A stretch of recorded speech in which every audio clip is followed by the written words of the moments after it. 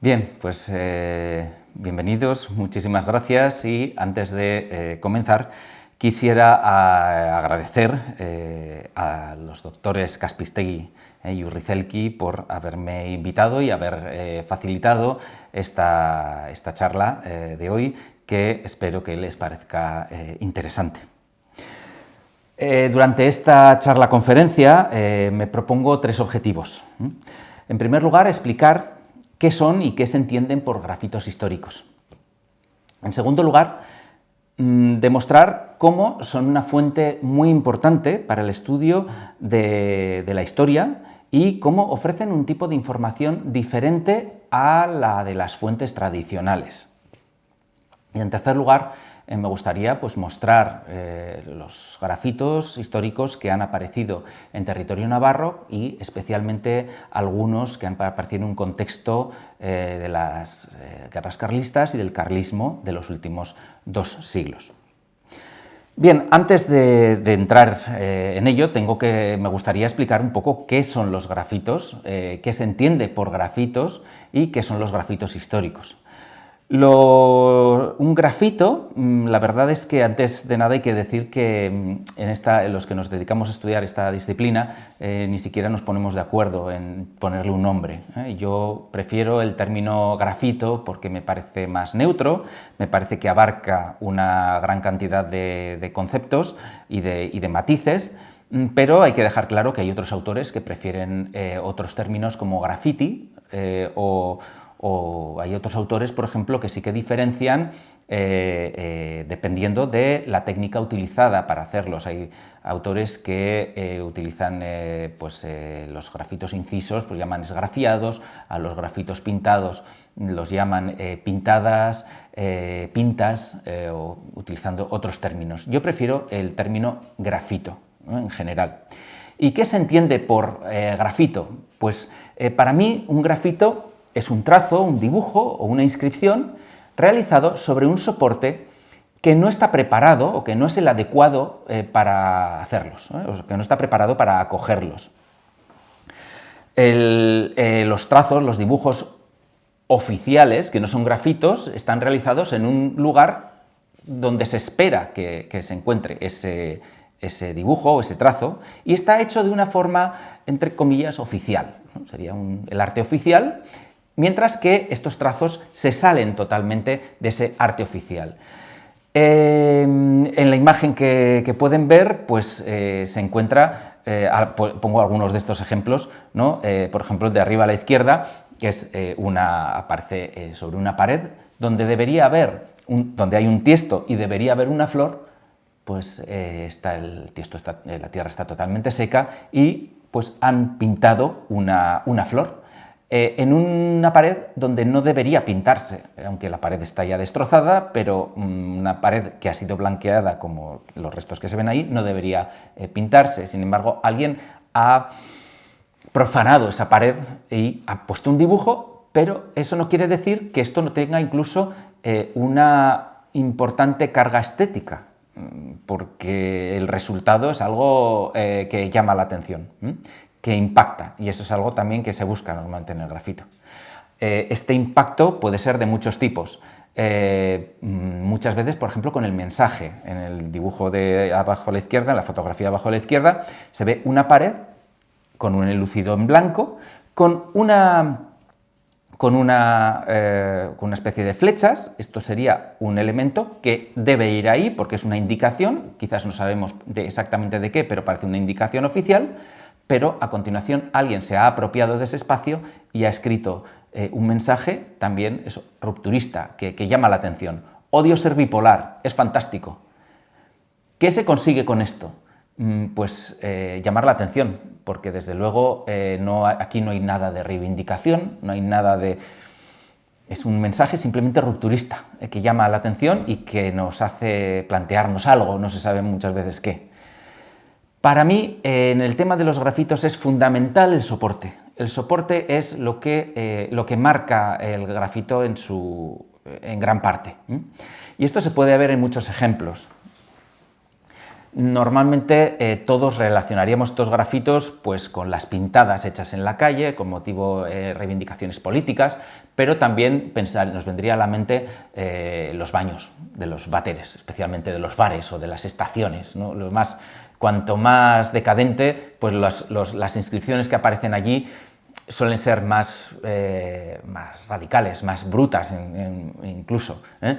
Pero esta brutalidad a veces, o esta ruptura a veces no es en el sentido negativo, sino en el sentido positivo, y siguen siendo rupturistas. En el caso que ven aquí en la imagen abajo a la derecha, pues es un baño en el que alguien ha escrito no sobre la pared, sino sobre un fragmento de papel de váter, un mensaje que dice: me encantaría grafitear tu baño, pero este sitio es demasiado bonito.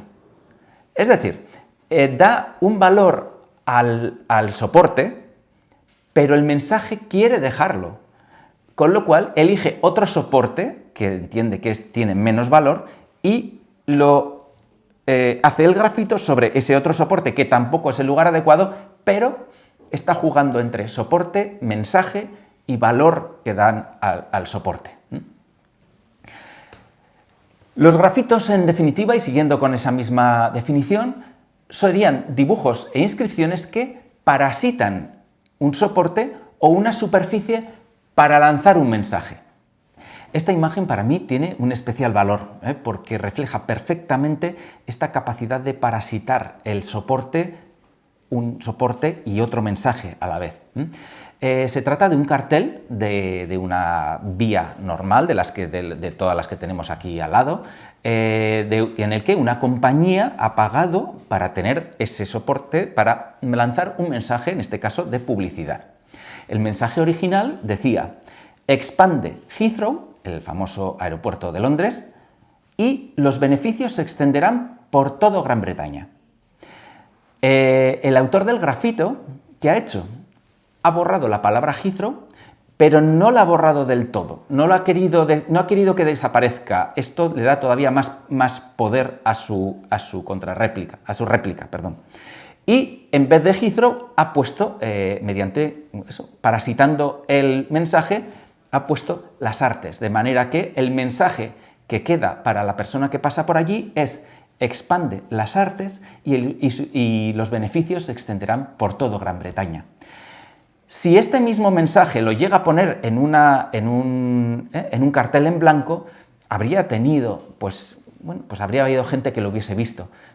Pero de esta forma está cogiendo el impulso que lanza el mensaje publicitario y lo está utilizando para su propio beneficio. El elemento parasitario toma mucho más fuerza, ¿no? Bien. El grafito, además, puede ser un mensaje unidireccional o bidireccional. Una de las reglas que existen entre los grafitos es que el grafito llama al grafito, Y quizás todos hayamos tenido esa experiencia de que en casa, cuando han puesto un ascensor nuevo, los ascensores vienen con una protección de unas tablas, unas maderas. Durante unos días esas maderas suelen estar perfectamente limpias. ¿Hasta cuándo? Hasta el momento en el que hay una persona que escribe algo. Ese es el punto de partida de un inicio de ensuciar esas paredes. ¿Por qué? Porque el grafito llama al grafito. A menudo, como digo, se produce un diálogo. Ese diálogo a veces es rupturista, que suele buscar escandalizar o provocar una reacción en el lector o en el espectador. Aquí abajo a la izquierda ven una inscripción, probablemente hecha por el dueño de la puerta, y por tanto tendría todo el derecho a hacerlo, que dice: estamos construyendo una fachada artística, por favor, no grafitear. Y alguien ha ido por detrás y le ha puesto en grande: vale.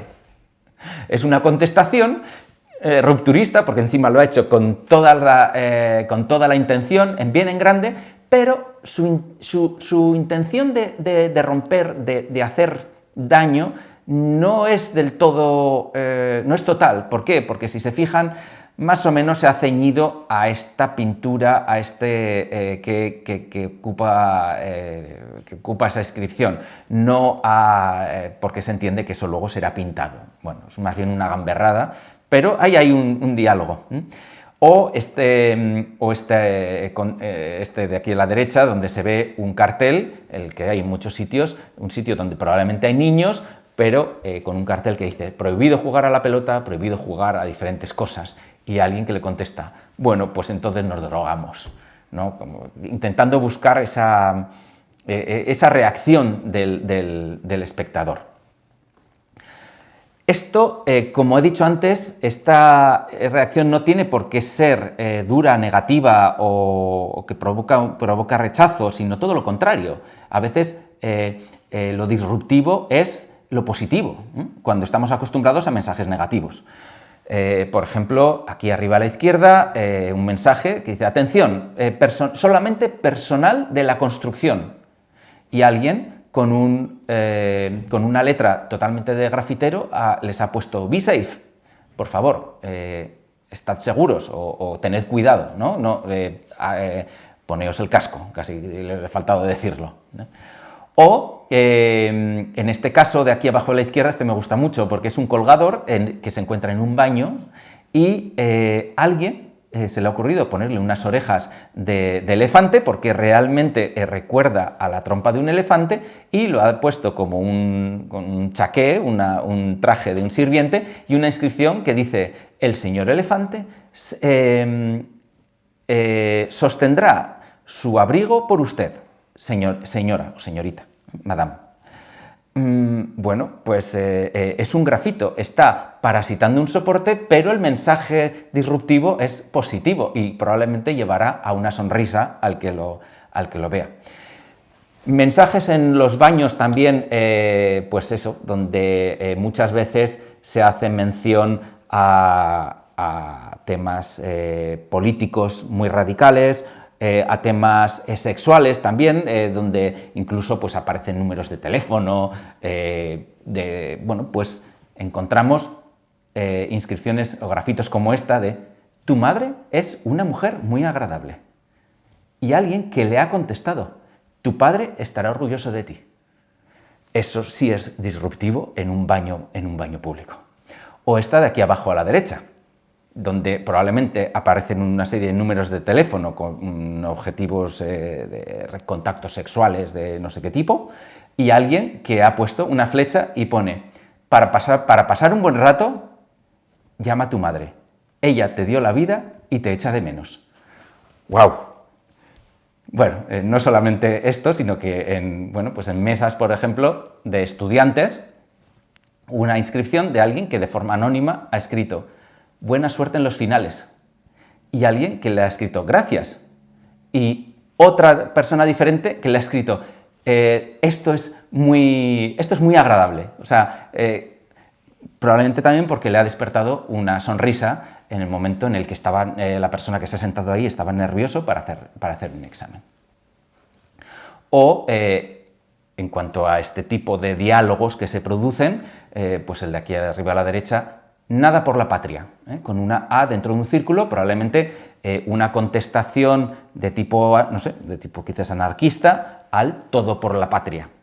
Y la contestación de alguien no ha sido una contrarréplica, un contraeslogan o un insulto, ¿no? Sino que ha puesto con una letra diferente, incluso en un color diferente, Federación Española de Natación. Con lo cual está jugando con el término nada y está destrozando el mensaje anterior. O sea, es mucho más efectivo que ponerse al mismo nivel. Y este juego entre el soporte, el mensaje y el diálogo se ve muy bien también en esta imagen traída esto es Inglaterra, desconozco el lugar en concreto, pero bueno, pues se trata de un buzón que con el paso del tiempo se ha quedado ya, la pintura está estropeada y alguien que probablemente habrá seguido los cauces habituales pues para pedir que por favor que pinten ese buzón, pues la solución que ha tomado ha sido acaparar ese soporte para lanzar un mensaje. Es tiempo de pintarme otra vez de rojo. Parece que este mensaje que ocupa todo el buzón llegó a la persona que debía llegar y pintaron el buzón, pero no lo pintaron de forma correcta. Solo pintaron la parte central y la parte superior y la parte de abajo de negro no lo pintaron. Con lo cual, la persona que había grafiteado en un principio volvió al ataque y volvió a acaparar, a hacerse con ese espacio, con un mensaje que en la parte de arriba no se lee bien, pero abajo se lee mejor. Dice, take some pride, ten un poco de orgullo, hazlo bien, hazlo bien, do it right. Y el mensaje, pues, funcionó. El buzón se pintó, esta vez bien, ya bien de color rojo, y la persona que había hecho esos mensajes quiere volver a mandar otro mensaje, pero en este caso el soporte ya no merece ya no quiere acaparar ese soporte, de manera que coge un soporte donde ya sí que se pueden hacer este tipo de mensajes, un cartel, y escribe, resultó, muchas gracias. Este diálogo entre el que manda el mensaje, el soporte y el que lo recibe es interesantísimo y es muy útil, porque no sigue los cánones oficiales del arte o de la iconografía en la que estamos habituados, ¿no? Este tipo de dibujos uno puede decir, bueno, estos son grafitos modernos, sí, pero este tipo de grafitos los ha habido siempre, en todas las épocas. De hecho, es muy curioso que el primer grafitero que tenemos es el propio Dios. En la Biblia, durante el cautiverio del pueblo judío en Babilonia, en el libro de Daniel, se cuenta cómo el rey Baltasar mandó traer los vasos de oro y plata que su padre, el gran Nabucodonosor, se había llevado del templo de Jerusalén para un gran festín. Se trataba de un gran sacrilegio. De pronto, y esto ya es literal, aparecieron los dedos de una mano humana, probablemente del propio Dios o de algún ángel enviado por él, que se pusieron a escribir detrás del candelabro en la cal de la pared, y esto es muy bonito porque es una pared enlucida, una pared encalada, del palacio real, y el rey vio la palma de la mano que escribía. Entonces el rey cambió de color, sus pensamientos se turbaron, las articulaciones de sus caderas se le relajaron y sus rodillas se pusieron a castañetear. Y el rey mandó a buscar a gritos a los adivinos, caldeos y astrólogos. Ante la imposibilidad de interpretar esos signos, llamó a Daniel, quien le dirá, la escritura trazada es Mené, Mené, Tekel y Parsin. Se trataba del anuncio de que su reino había llegado a su fin, y esa misma noche fue asesinado. Este grafito cumple con todos los elementos propios de un grafito de cualquier época. Bien, esto está claro que sería un grafito histórico, sobre todo por la importancia de su autor. Pero ¿cómo diferenciar un grafito actual de un grafito de lo que nosotros llamamos grafitos históricos? Realmente no hay diferencia. Los grafitos actuales, dentro de unos años, tendrán ese carácter histórico. Un grafito ya de hace 40 años, pues en determinado contexto puede considerarse ya un grafito histórico. Por ejemplo, los grafitos de la transición. Si hoy se tira una pared o se quitan unos carteles viejos que hay en un sitio y aparece un escrito en una pared de tipo reivindicativo relacionado con la transición o de la Segunda República o de la Guerra Civil, pues eso ya tiene una importancia histórica y tiene un valor histórico, incluso patrimonial. Lo que no quiero decir, por favor, que no se confunda, es que los grafitos que se hacen en la actualidad no haya que limpiarlos. Por supuesto que hay que limpiarlos, nosotros tenemos que proteger nuestro patrimonio de la forma que consideramos que es más oportuna, y el patrimonio en la actualidad, nuestro patrimonio no se debe ensuciar. Pero cuando ese patrimonio o esas inscripciones que han ensuciado la pared se realizaron hace ya décadas, y tienen un valor que nosotros consideramos histórico, entonces ya lo podemos considerar patrimonio y se puede proteger. Pero una pintada que se hace hoy en día como una gamberrada en un edificio, eso obviamente yo considero que hay que limpiarlo. Estos grafitos no se han hecho en una época o en un lugar geográfico, sino en todas las épocas y en todos los lugares geográficos. Pues voy a poner algunos ejemplos.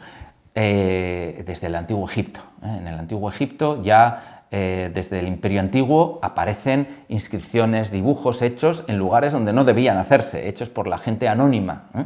También es verdad que los grafitos son una fuente histórica de aquellos que no han podido pasar a las fuentes literarias y que son considerados anónimos. Bueno, pues siempre han podido dejar un trazo en algún monumento, en algún lugar. En este caso que traigo aquí son dos grafitos hechos por una misma persona, o ordenados a hacer por una misma persona, un tal Nicómaco de Atenas, que hace un viaje a Egipto y hace estos dos grafitos. Y los he traído porque muestran un aspecto muy importante de los grafitos. Al no adecuarse a los cánones oficiales, lo que nos van a mostrar es una realidad mucho más fluida, que es muy difícil encajonar. El arte oficial, para nosotros es muy fácil decir, esto es griego, esto es egipcio, esto es romano, esto es pagano, esto es cristiano. Sin embargo, aquí se mezcla absolutamente todo, porque la realidad es mezcla. ¿Y qué nos encontramos aquí? Pues nos encontramos una tumba faraónica, la tumba de Ramsés VI, a la cual ha entrado un personaje que es griego, de Atenas, con una cultura griega pagana, se trata de un sacerdote el máximo rango de los misterios de Eleusis, es el sacerdote más importante de los misterios de Eleusis, con lo cual es pagano, que está en un contexto egipcio. ¿Por qué? Porque en aquel momento pensaban que Platón había ido a Egipto a adquirir pues, gran parte de sus conocimientos. Algo que sabemos que no es verdad, pero sobre todo al final del Alto Imperio, principios del Bajo Imperio, pensaban que había sido así, con lo cual viajan a Egipto a adquirir esos conocimientos. Y como muchas de estas tumbas del Valle de los Reyes ya se conocían, entran allí porque piensan que en aquellos lugares van a entrar en contacto con la divinidad. Y deja una inscripción, que para más Inri, en esa inscripción dice él que ha viajado hasta allí, que él es pagano, pero el viaje se lo ha pagado el emperador Constantino, en una cronología en la que ya Constantino es cristiano. Nos encontramos un emperador cristiano pagándole un viaje, una peregrinación a un pagano. Esa es la realidad, en un contexto totalmente egipcio, una tumba de un faraón del Imperio Nuevo. Bueno, pues esa es la realidad del pasado, ¿no? Y esto los grafitos nos lo transmiten como pocas fuentes. En otros contextos totalmente diferentes, por ejemplo, en el mundo maya. En el mundo maya los grafitos han sido muy apreciados desde hace ya décadas.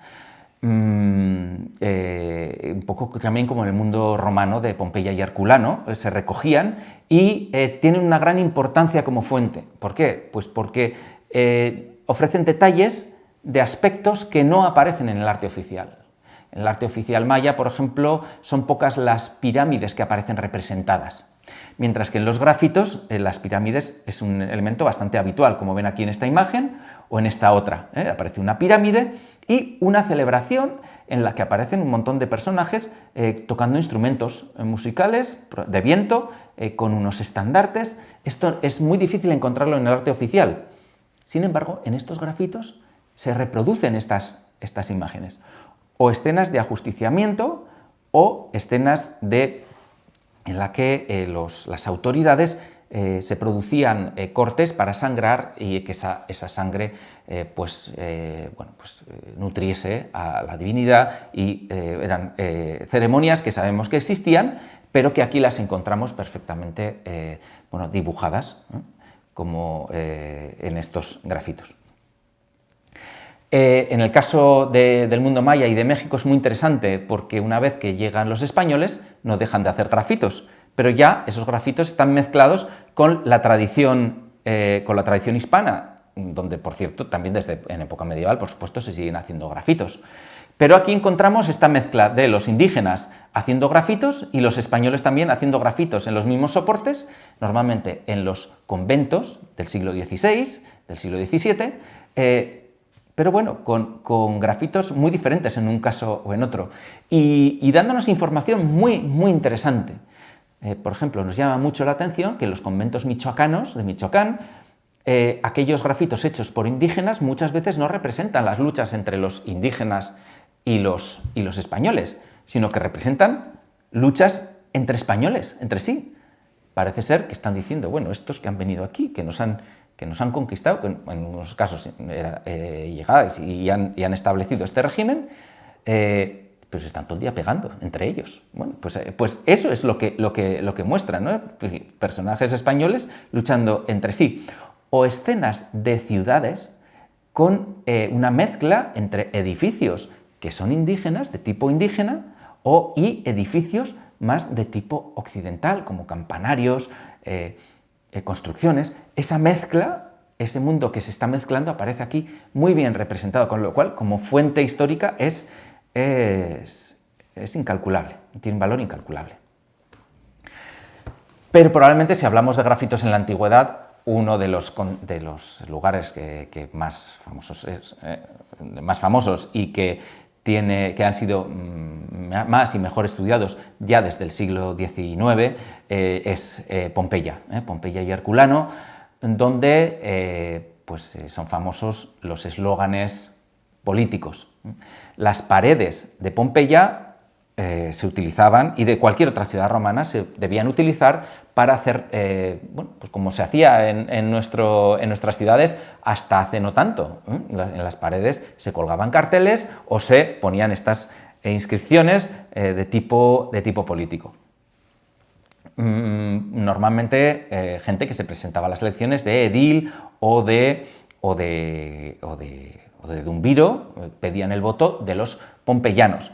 A veces lo pedían de forma directa, vótame. Muchas veces, si estaba en la pared del panadero, pues dice el panadero pide el voto para fulanito, y en ocasiones también se podía, hay casos que parece que son inscripciones en negativo, es decir, un nombre que parece que era de una prostituta pidiendo el voto a favor de un candidato, quizás para desacreditar a ese candidato, ¿no? Y hay mucha discusión sobre si esto se puede considerar grafito o no, o si son inscripciones más o menos oficiales. Serían un tituli picti, un titulus pictus, es una inscripción hecha con pintura, pero yo creo que sí pueden ser considerados grafitos. ¿Por qué? Porque en estas ciudades había una figura que era el de albator, que era una persona que iba por las paredes pintándolas de blanco. Una vez que estaban ya demasiado llenas de grafitos de este tipo, pues se pintaban de blanco para que a su vez fuesen otras personas a poner otras nuevas pinturas, o como aparece aquí en la izquierda, pues alguien antes de la inscripción lo ha pintado de blanco para que ya acoja esa inscripción. Bien. Pero en Pompeya había también otro tipo de grafitos, estos casi siempre incisos, que de muchísimos temas diferentes. Unos de los más habituales serían las luchas de gladiadores. Es como si hoy en día pues, los niños en las paredes dibujasen jugadores de fútbol haciendo referencia a sus preferidos. Pues aparecería sobre todo Messi. Pues bien, aquí lo que aparecen son escenas de combates con los nombres de los gladiadores y con referencias del número de victorias de unos y de otros. O en este caso de abajo a la izquierda, donde aparecen combate de gladiadores con sus nombres también, y a la izquierda la banda que está a la derecha, la banda que está tocando, pues como si fuese una corrida de toros con la banda también que participa del espectáculo. Pasando totalmente de contexto, pues a otro contexto estaría los grafitos, por ejemplo, de la Torre de Londres. En la Torre de Londres, que cualquiera que vaya a visitarlo se dará cuenta de que muchas paredes están incisas, excavadas, con nombres, con fechas, con mensajes. Aquello era una cárcel de la gente importante, y y muchos dejaban allí su nombre y la fecha en la que estuvieron. Bueno, pues estos grafitos en Inglaterra llevan estudiándose desde los años 50 y ya saben que tienen un valor patrimonial muy, muy alto. De manera que, como ven, pues están protegidos por un metacrilato, un vidrio, y a su vez numerados para que el visitante pueda, mediante una aplicación en el móvil, ir a ver quién es cada uno de esos personajes y ver las fechas en las que estuvo allí en la Torre de Londres, cautivo. En la península ibérica, en España y en Portugal, pues también, por supuesto, tenemos miles y miles y miles de grafitos. Muchos de ellos están todavía esperando a ser descubiertos, muchos están desapareciendo con cada restauración. En las restauraciones pues, se eliminan este enlucido de las paredes y en otros sitios no, en otros sitios se protegen, pero en muchos sitios pues, se van eliminando. Y por eso es importante ir documentándolos antes de hacer una obra. Cuando encontramos una pared así, con un enlucido que es de época medieval, lo que vemos a primera vista son unas rayas que alguien puede decir, bueno, y esto no sirve para nada, esto son rayas, una pared sucia, hay que quitarla. Pero claro, si pensamos que esta misma pared, lo que conforman todas estas rayas es esto, pues podemos pensar que quizás pues pueden tener más valor del que parece a simple vista. ¿Por qué? Porque se trata de una serie de buques, de grandes galeones, que tienen un nivel de precisión y de detalles que ofrecen muchísima información al que quiere estudiar esta época. Estos grafitos aparecieron en el castillo de Belver, en Mallorca, fueron estudiados de una forma magnífica por Elvira González Gozalo y son un gran ejemplo de cómo antes de eliminar una pared de época medieval o moderna, o incluso contemporánea, pues hay que mirar qué aparece ahí. Como ven, los grandes galeones pues son una maravilla,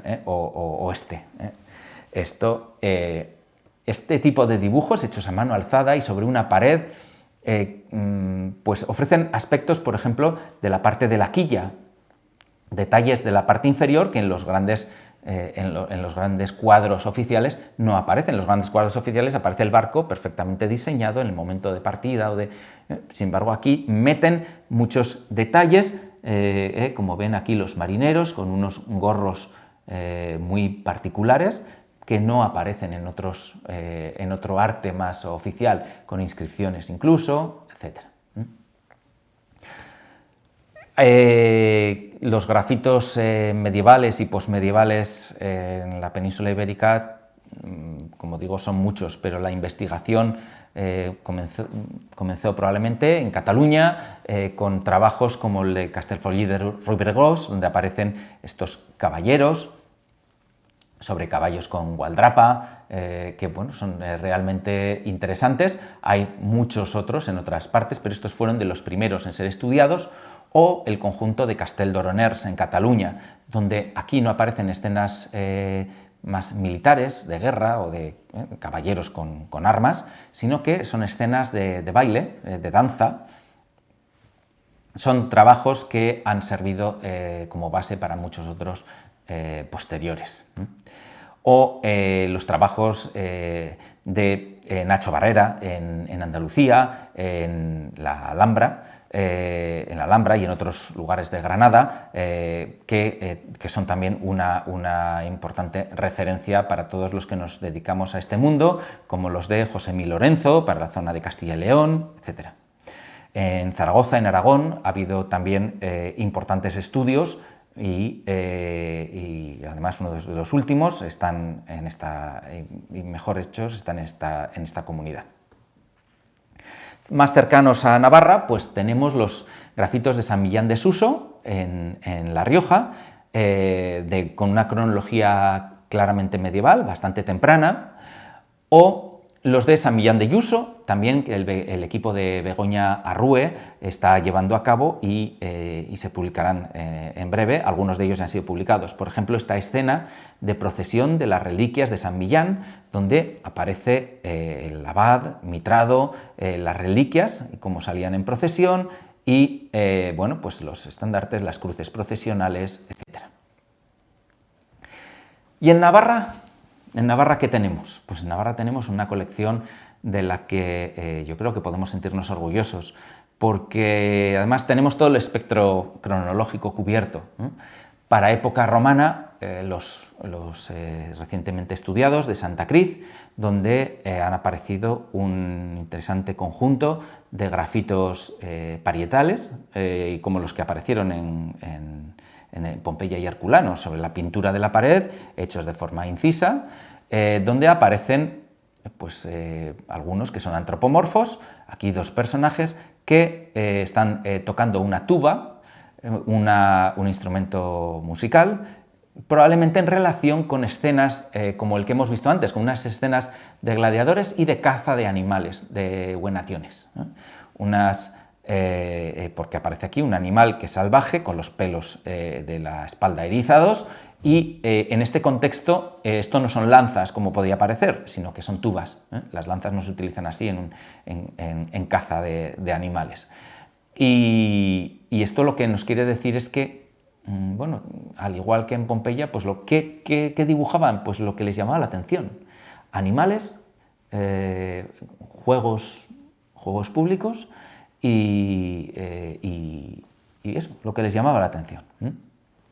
También en el mismo contexto tenemos sobre todo grafitos zoomorfos, este cuadrúpedo que parece que no tiene cabeza, aquí otro con una forma de quizás un cánido, un perro, donde vemos las patas traseras y un cuerpo alargadísimo, quizá un faliforme con una forma de falo y patas, que tenemos algunos paralelos para otros lugares, y este cérvido, también muy alargado, con esta decoración tan típica de Santa Cruz, de los grafitos de Santa Cruz.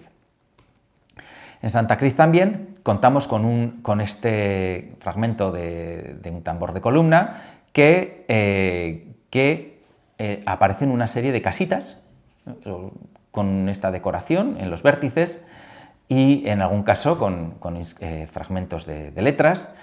Para esto tenemos muchísimos paralelos, pero sobre todo, curiosamente, son paralelos de la zona oriental del imperio, de Pérgamo, de Dura-Europos, de Telitún, de Afrodisias, de Palmira, etc. Lo cual nos confirma que en época romana la gente que vivía aquí formaba parte de la misma koiné, del mismo conjunto cultural que todo el resto del imperio romano.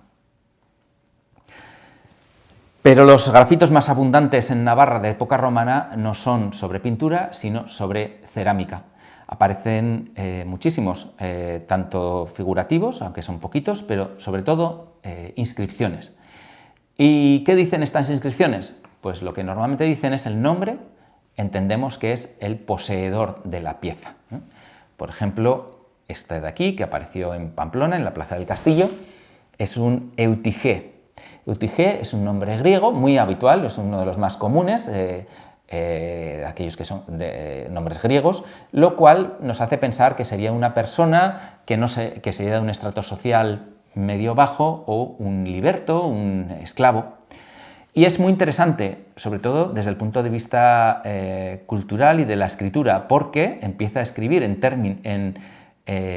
con letras latinas, la E, que en los grafitos normalmente se hace con dos líneas verticales paralelas, U, T, pero aquí ya, en vez de poner una CH, utiliza una J griega y una ETA griega también. O sea, es una inscripción hecha mitad en caracteres latinos, mitad en caracteres griegos.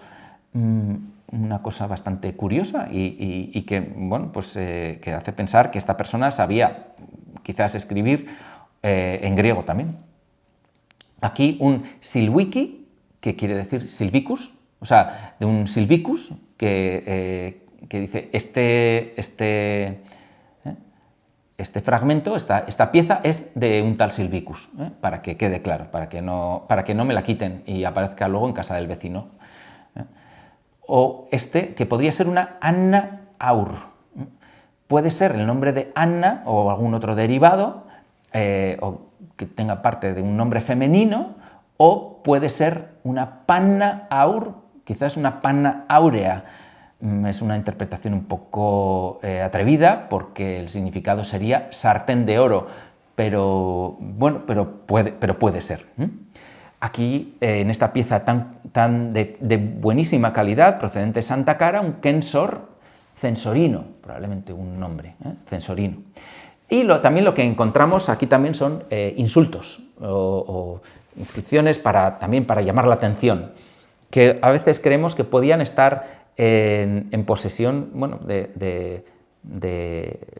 uno cuando va a comer a un sitio, pues encuentra mensajes de ese tipo como insultos o no se tenía por qué sentir insultado quizás por ellos, pero es algo bastante habitual. En este caso puede ser un lascive, lascivo, o en este caso un kin, CIN, en un grafito es muy probablemente quínede o cínede, que traducido de una forma bastante literal al castellano sería una especie de marica, algo así, una forma despectiva dirigida pues, al que lo lea. Pero en Navarra tenemos un amplio registro también de grafitos posteriores, de época medieval y posmedieval. El mayor conjunto de grafitos medievales procede del monasterio de la Oliva, donde en una zona de la iglesia del monasterio quedó una parte donde no se eliminó el enlucido original y quedaron estos dibujos de época claramente medieval que tienen una gran importancia desde el punto de vista iconográfico y que sirven incluso para reconstruir un poco la historia del monasterio. Aquí en el calco de la izquierda se puede ver un personaje que tiene un báculo y está bendiciendo, curiosamente tiene dos brazos derechos, probablemente porque el pequeñito se les quedó muy pequeñito y decidieron hacer otro brazo más largo, está bendiciendo y es un abad mitrado. Se le ve también la capucha. Lo interesante es que arriba tiene su nombre, que pone Gallipienzo, Gallipienso, con cedilla. ¿Y quién era Gallipienzo? Pues Gallipienzo sabemos que era un abad, hay dos abades con ese nombre, y sobre todo uno de ellos que es de los años 20 del siglo XV. Con lo cual pues nos sirve y es muy interesante, porque el mismo dibujo del abad, realizada de forma bastante tosca y a mano alzada, está unido, como se ve por aquí con la flecha, a un boceto arquitectónico de un arco de tracería perfectamente trazado, esto ya es un dibujo técnico, que coincide, este arco de tracería coincide con uno de los arcos de tracería del claustro. Claro, esto puede ser una ventana, pero ese motivo decorativo de la parte superior es extrañamente parecido a esto. Este arco de tracería, curiosamente también, es el primero de la segunda fase de construcción del claustro. Hasta la aparición de estos grafitos no se conocía la datación de esta segunda fase de construcción del claustro. Pues bien, cuadra perfectamente con el gobierno de este abad, con la época de este abad. Y podemos afirmar, quizás con cierto margen, que en el momento del gobierno del abad Gallipienzo, ya la segunda fase del claustro del monasterio estaba por lo menos proyectado. ¿Qué más encontramos? Pues muchísimos dibujos de caballeros, y caballos, inscripciones, muchas letras A en letra gótica que no sabemos tampoco qué quieren decir, bueno, y dibujos técnicos. Si a alguien le interesa saber cómo sería el dibujo técnico de época medieval, pues aquí tenemos varios ejemplos para avanzar también en ese estudio. los caballeros que aparecen aquí. Bueno, sí, son caballeros hechos a mano alzada, pero es muy interesante porque uno puede pensar que las lanzas las llevaban a pulso. Aquí lo que aparece es que las lanzas están sujetas también al caballo de diversas formas, que no tienen por qué ser a pulso. Incluso aquí las riendas parece que están agarradas a la silla. En este caso también hay una línea que está agarrada a la silla. Bueno, ofrece mucha información que en las fuentes tradicionales no existe o es más parca en este aspecto. En el claustro de la Catedral de Pamplona han aparecido en la documentación que ha hecho el Gobierno de Navarra pues más de 2000 grafitos. Son numerosísimos, algunos de cronología medieval o moderna, como estas torres con la cubierta de madera, con estas banderitas, con lienzos de muralla y posibles fosos, recintos. Este dibujo de una poulaine, de un zapato medieval, que se prohíbe en una fecha muy concreta y después se deja de usar. ¿Puede ser una reproducción hecha después? Pues sí, podría, pero es extraño porque estos zapatos con esta punta tan alargada no se vuelven a utilizar después. Y bueno, inscripciones también de época medieval, como de este alcalde de un pueblo de Navarra que en el siglo XV pues, visita Pamplona y deja su inscripción de yo estuve aquí. Es un mensaje que quiere lanzar y para ello utiliza ese soporte que tiene a su mano. O bien dibujos también como los anteriores que hemos visto, que eran de tipo arquitectónico, pues aquí está diseñada, también hecho con dibujo técnico, la cubierta del sobreclaustro de la catedral. Probablemente se trata de la cubierta del sobreclaustro porque utiliza el mismo sistema. Pero los grafitos en la catedral la mayoría no son medievales o de época moderna, sino de época más contemporánea, pero no dejan de tener grandísimo valor. Y nos dan una imagen de lo que era la vida cotidiana de esa Pamplona de los siglos XIX y XX, como estos que aparecen aquí a la izquierda, una fecha, pone la fiesta de la Santa Cruz. Aquí abajo, 24 del 12 de 1946, NB, claro. 24 de diciembre, NB, pues Nochebuena, entendemos que es Nochebuena, pero lo bonito es esa inscripción, eso que viene a continuación. Entre signos de admiración pone nieva, es decir, esa persona está en el claustro en Nochebuena, está nevando y quiere transmitirnos esa sensación que está sintiendo, lo bonito que es que en Nochebuena esté nevando, ¿no? O aquí, arriba a la derecha, 28 del 6 de 1950 no recuerdo si es 53, creo que sí, de domingo, 1:30, quizás el horario de misa, no sabemos. Pero a continuación pone el diluvio. Y es que, efectivamente, yendo a el periódico del martes, porque el lunes no había periódico, encontramos que ese domingo cayó una lluvia torrencial en Pamplona y que se tuvieron que suspender todas las actividades presanfermineras que estaban programadas para ese día.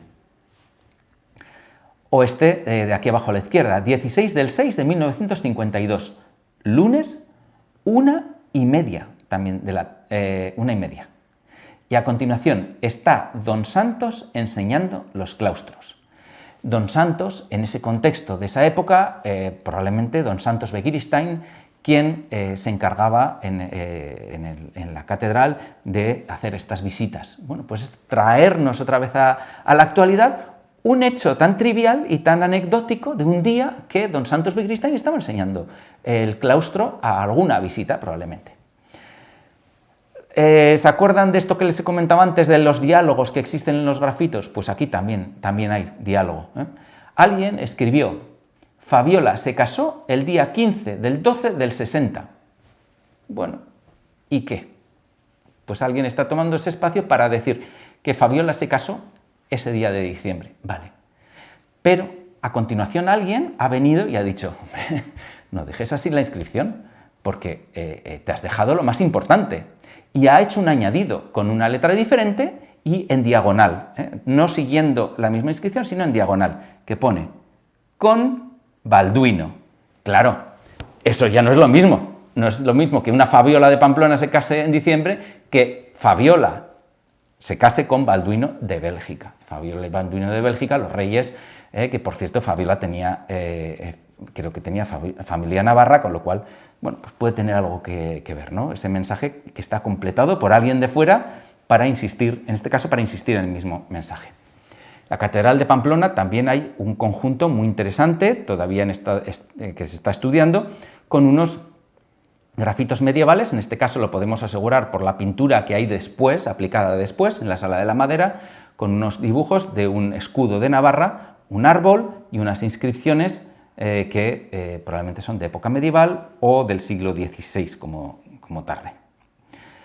En la misma Sala de la Madera, grafitos, pero del siglo XX, de la época de la República y de la Guerra Civil, con estos dibujos tan picasianos, con estos dibujos de una niña saltando la cuerda que nos recuerdan a las escenas de tipo Celia o de esas novelitas de Celia, con esa estética de la primera mitad del siglo XX, pero a continuación una hoz y un martillo, que hace referencia pues, al comunismo, una inscripción que probablemente es CNA, quizás Cruz Negra Anarquista, no es lo que podría ser, inscripciones de signo muy contrario, muera la República, pues hay a favor y en contra, hay muchas que también son CNT, con lo cual ahí pasaba gente de todo tipo, que deja cada uno su mensaje político.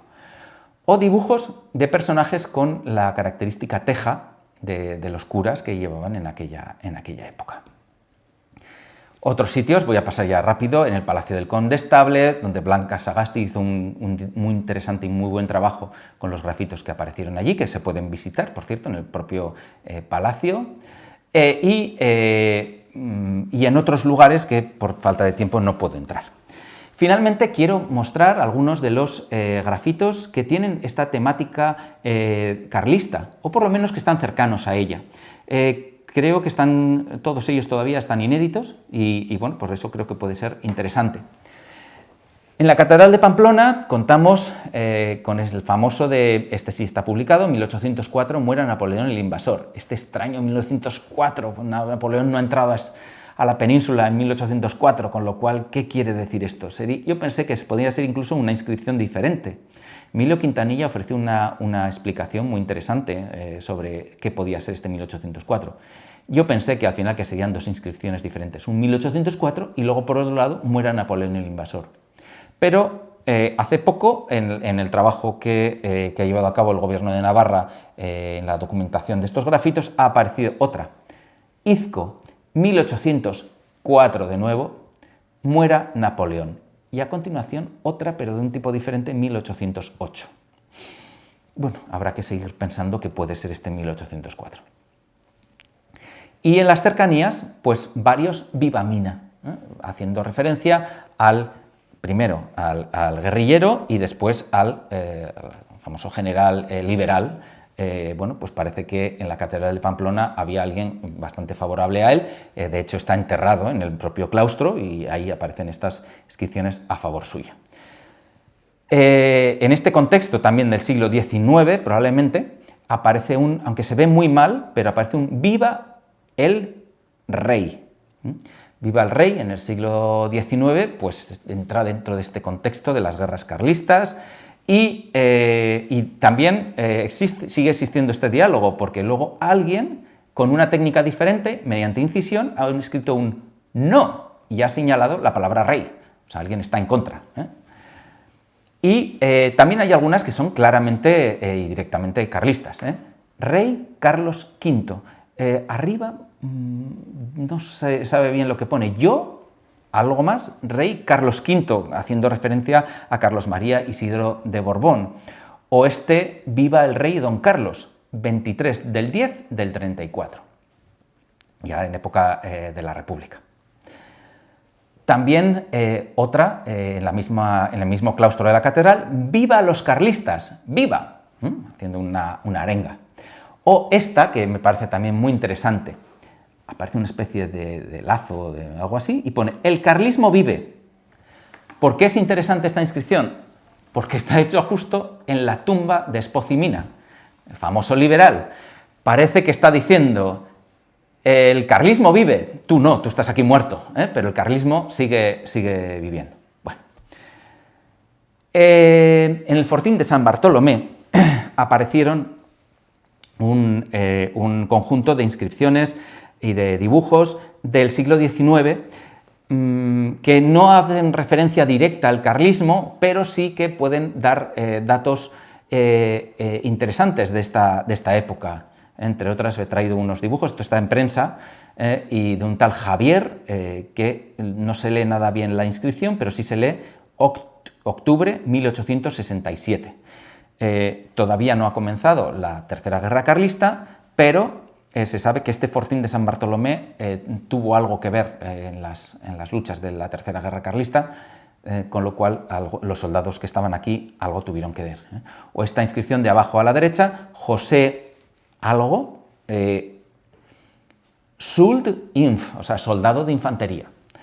En cuanto a los dibujos, pues son muy interesantes. Aquí a la izquierda tenemos un cañón que está siendo disparado y más adelante aparece la bala de cañón siendo disparada, o aparecen 3 escenas de ahorcamiento. Aquí a la derecha vemos un cadalso compuesto con 2 trípodes y una cuerda que baja, la cabecita, las manos extendidas, y aquí a la derecha aparece un segundo personaje que puede ser el verdugo. Bueno, pues ese son los grafitos que aparecen en este contexto militar del fortín de San Bartolomé en Pamplona.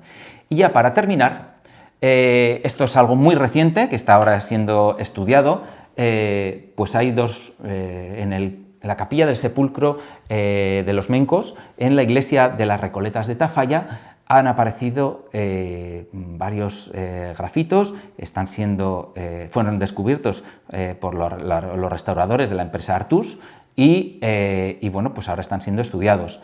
Entre estos dibujos aparece esta figura con este uniforme militar, probablemente liberal, porque la iglesia fue ocupada por los liberales y fue utilizada durante unos años de la guerra, y probablemente son estos soldados liberales, los que hacen estos grafitos. Y un grafito que aquí no se aprecia, pero que he traído aquí la transcripción muy interesante, de un tal José Romero Blasco. Estuvo aquí el día 19 de agosto de 1874, esto es en plena Tercera Guerra Carlista, que venía el Oteiza, probablemente de Oteiza, con la calma de cobrar una contribución la inscripción no se lee bien, una C, probablemente un cargo, del tercer regimiento de infantería de marina, y algo más que no se lee. Bueno, lo interesante es que este José Romero Blasco aparece después en otros nombramientos. En 1871, es decir, unos años antes, aparece como sargento primero. En 1892, 20 años después, aparece como capitán, y en el año 96 aparece como comandante. Con lo cual es muy bonito el tener aquí un grafito que él hizo en esa pared, porque luego se le puede seguir la pista. Bien, para terminar, quizás alguno se pregunte, ¿tienen realmente los grafitos la importancia para el estudio de la historia que yo les estoy dando? Pues bueno, yo creo que sí. Según Hegel, explicar la historia es tanto como descubrir las pasiones de los hombres, su genio y sus fuerzas operantes. Y yo creo que los grafitos son precisamente el mejor ejemplo de estas pasiones, genio y fuerza, con poca contaminación de los estándares o de la oficialidad que impone en el resto de representaciones oficiales. Expresan el interés o el sentir general de personas concretas sin pasar por el filtro de terceras personas. Las fuentes literarias, artísticas, etc., tienen un componente consciente que supone un velo más o menos tupido sobre la verdadera imagen de una época. Estas fuentes no reflejan la realidad tal y como era, sino la imagen de la realidad que sus autores quieren expresar, o la que ellos mismos tenían. Los grafitos, al no estar realizados con una finalidad de pervivencia y ser generalmente anónimos, ofrecen una visión mucho más espontánea y real, aunque difícil de interpretar, eso sí, muy difícil de interpretar, de la época en la que se realizaron.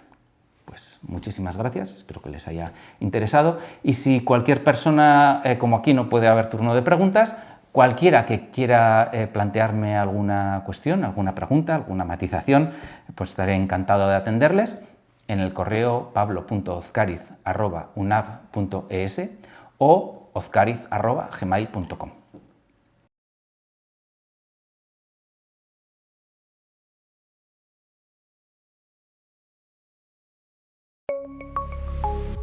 Gobierno de Navarra. Nafarroako Gobernua.